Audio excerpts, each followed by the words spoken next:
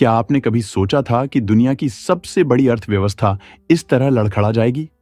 जो अमेरिका कल तक दुनिया को अपनी शर्तों पर चला रहा था, आज उसकी अर्थव्यवस्था खुद संकट में फंस गई है।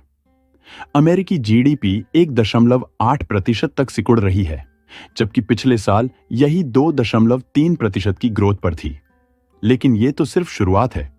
अब हालात और भी खराब होने वाले हैं।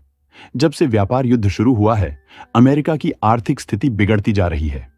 ऊपर से सरकारी खर्च में कटौती ने आम अमेरिकियों को मजबूर कर दिया है कि वे कम खर्च करें। यानी लोग पैसा बचा रहे हैं, खर्च नहीं कर रहे। और जब लोग पैसा खर्च नहीं करेंगे तो कंपनियों की कमाई कैसे बढ़ेगी? अमेरिका में डर बढ़ रहा है, आत्मविश्वास गिर रहा है। अगले 12 महीनों को लेकर लोग घबराए हुए हैं। और यही वो संकेत हैं जो किसी भी बड़े आर्थिक संकट से पहले दिखते हैं।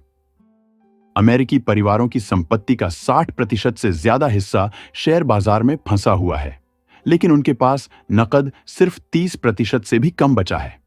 बॉन्ड होल्डिंग्स 10% से नीचे गिर चुकी हैं।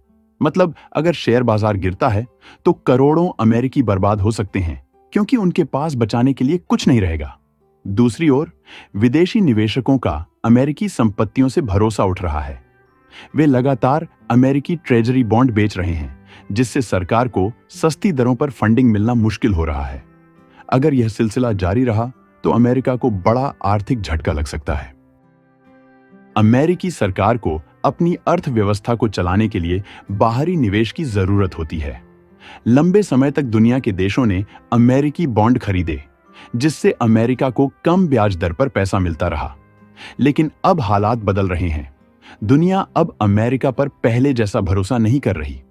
2025 में यह कोई एक बार की घटना नहीं है, बल्कि लगातार तीसरे महीने विदेशी निवेशक अमेरिकी सरकारी बॉन्ड बेच रहे हैं। इसका सबसे बड़ा कारण ट्रंप की नीतियों को लेकर अनिश्चितता है। निवेशक अब अमेरिकी बाजार को जोखिम भरा मान रहे हैं।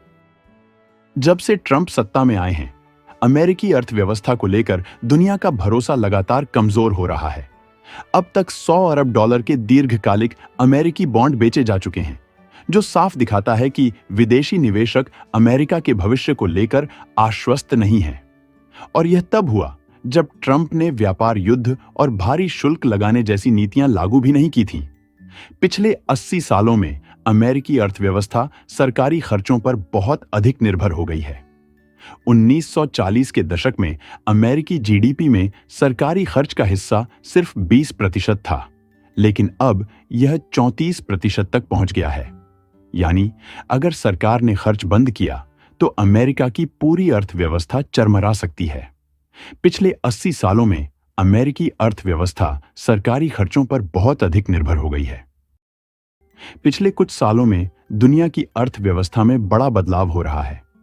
कई देश अब अमेरिकी डॉलर पर कम निर्भर रहना चाहते हैं और इसके लिए वे ज्यादा सोना खरीद रहे हैं। खासकर ब्रिक्स देश ब्राजील, रूस, भारत, चीन और दक्षिण अफ्रीका सोने का इस्तेमाल अपने पैसे की ताकत बढ़ाने और डॉलर के असर को कम करने के लिए कर रहे हैं। भारत हमेशा से सोने का बड़ा खरीदार रहा है, लेकिन हाल के सालों में इसकी खरीदारी और ज्यादा बढ़ गई है। 2024 के पहले 11 महीनों में भारत ने $47 अरब का सोना खरीदा, जो अब तक का सबसे ज्यादा है। यह 2023 में $42.6 अरब के मुकाबले भी ज्यादा है। इसका मतलब है कि भारत अब सोने को अपनी अर्थव्यवस्था को सुरक्षित रखने का एक मजबूत तरीका मान रहा है।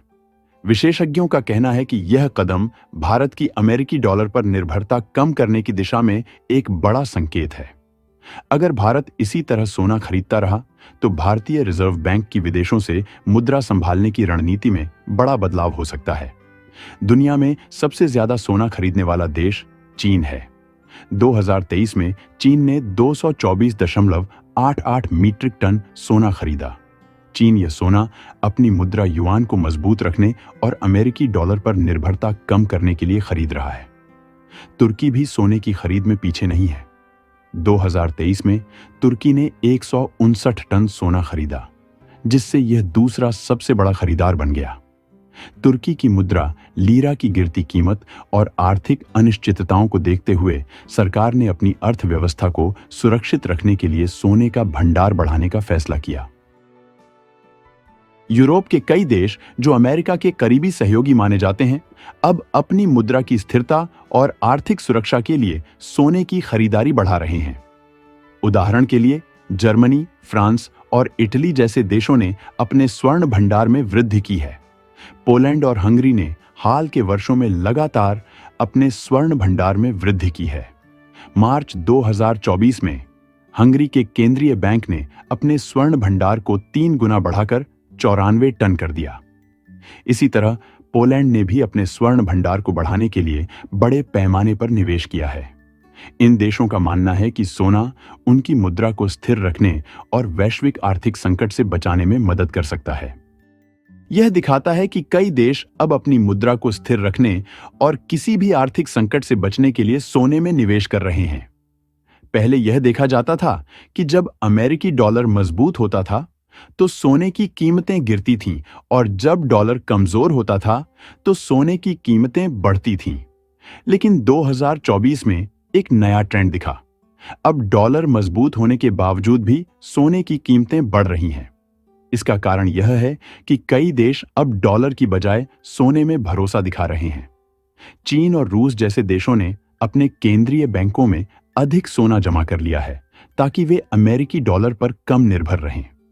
तुर्की ने भी अपनी गिरती हुई मुद्रा लीरा को बचाने के लिए सोने में निवेश किया है। अगर दुनिया में सबसे ज्यादा सोने के भंडार की बात करें तो अमेरिका सबसे आगे है। अमेरिका के पास 8,133 टन सोना है, जो किसी भी अन्य देश से कहीं ज्यादा है। यह सोना फेडरल रिजर्व, फोर्ट नॉक्स और डेनवर मिंट जैसे सुरक्षित स्थानों पर रखा गया है। यूरोप के देश भी पीछे नहीं हैं। जर्मनी के पास 3,351 टन सोना है, जो इसे दुनिया का दूसरा सबसे बड़ा सोने का भंडार वाला देश बनाता है। तो अब सवाल यह है कि जब अमेरिका के पास पहले से इतना सोना है, तो बाकी देश क्यों इतनी तेजी से गोल्ड स्टोर कर रहे हैं? इसका जवाब छिपा है दुनिया की बदलती राजनीति और फाइनेंशियल सिस्टम में। अमेरिका पर डॉलर का कंट्रोल है और उसने दशकों तक इसका इस्तेमाल पावरफुल टूल की तरह किया है। लेकिन अब चीन, रूस और कई अन्य देश डॉलर के इस वर्चस्व को तोड़ना चाहते हैं, और वो जानते हैं कि इसकी सबसे बड़ी चाबी है सोना। सोना सिर्फ एक मेटल नहीं है, ये भरोसे का प्रतीक है। जब दुनिया में जंग छिड़ती है, जब करेंसी क्रैश होती है, जब बैंक फेल होते हैं, तब एक चीज जिसकी वैल्यू रहती है वो है सोना। यही वजह है कि आज दुनिया की कई सेंट्रल बैंक चुपचाप गोल्ड खरीद रही हैं, बिना कोई बड़ी घोषणा किए।